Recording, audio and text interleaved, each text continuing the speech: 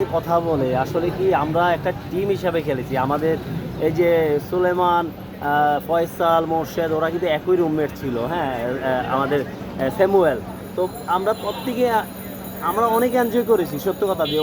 এত একটা সম্পর্ক হয়েছে যে মনে হয়নি যে ওরা বাইরে থেকে এসেছে, কিন্তু ওরা আমাদের বাংলাদেশি ভাই, বাংলাদেশের পতাকার জন্য খেলছে। আমাদের মধ্যে টিম গেম স্পিরিট যেটা আছে সেটা বজায় আছে এবং বজায় থাকবে। আচ্ছা, একটা বিষয় বিপ্লব ভাই, যে এই যে হামজাও বলেছিল, সমিতও বলেছিল, সুলিমানও বললো সেম কথা, যে আসলে বাংলাদেশের দর্শক মানে এই জায়গায় আসলে তারা খুব বেশি মানে আবেগ আপ্লুত হচ্ছে।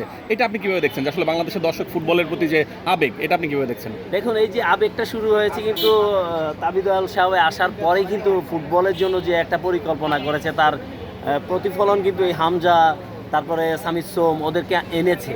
কারণ ওরা যখন এসেছে, যখন ব্র্যান্ড এসেছে বাংলাদেশে, একটা অনেক বড় ব্র্যান্ড আমাদের বাংলাদেশি।